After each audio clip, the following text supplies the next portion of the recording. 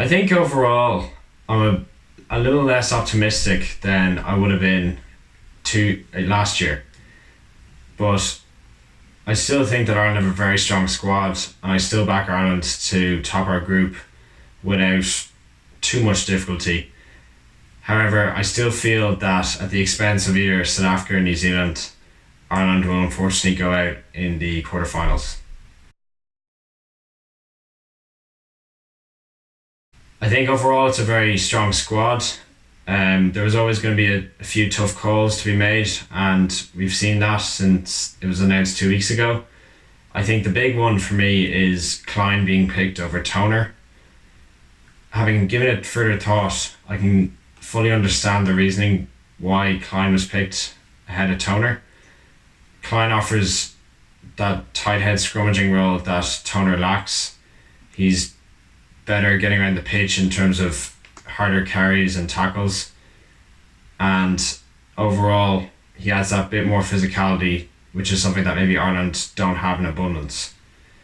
However, I still feel that Toner is a massive loss for Ireland in the sense that his line-out expertise is second to none amongst the team, and that is invaluable, especially at such a big stage, i.e. the World Cup.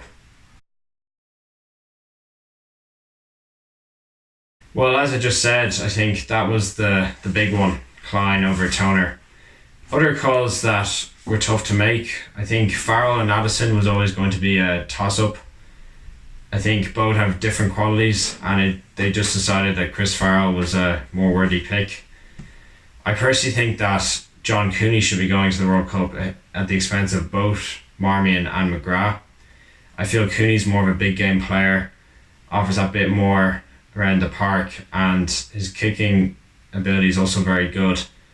So I feel that that is probably the wrong call. Then Ruddock over Murphy is, I think, a very good call.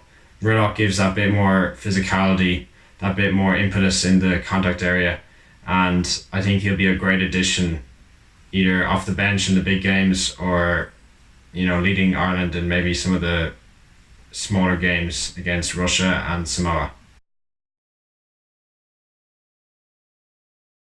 Well, I think there's more than a few. However, the big key man for me is James Ryan. I think now that Toner is not in the squad, his importance has now been amplified, both for the line out, all around the pitch, and I feel he will step up to the plate without any bother whatsoever.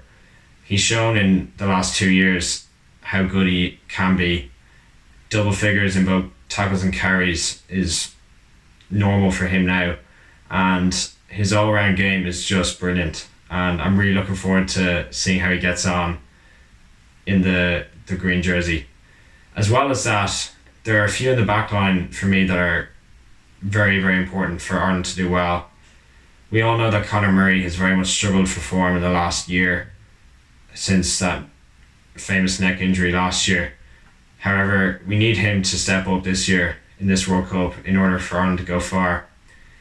On top of that, I think everybody is in awe of Jacob Stockdale these days. He's a try-scoring machine. He's our go-to man for creating something out of nothing, as we saw with some great tries over the last year and a half. And if we're to score tries, we're going to need him to step up to the plate. On top of that, I think Gary Ringrose is a key player. Okay, maybe there's doubts as to whether he'll be in the starting 11 or 15 or not, but either off the bench or starting, he's one of the few players that Ireland have that can evade defenders and create space for others around him. So I think he'd be an essential player for Ireland in our attacking game. And then lastly, Rob Kearney for me is without a doubt one of our more important players. I think we all saw in the England game in the Six Nations that his absence is more keenly felt than his presence, which tells you just how solid and reliable that he is. And his experience and know-how, having been at the last two World Cups, will be essential for Ireland going forward.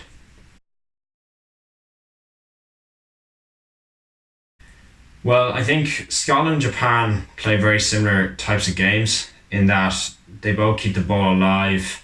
They very much use the back line to create some very silky tries, and I think we have to go about nullifying that, using the pack to front up to them and just limiting their ball out wide.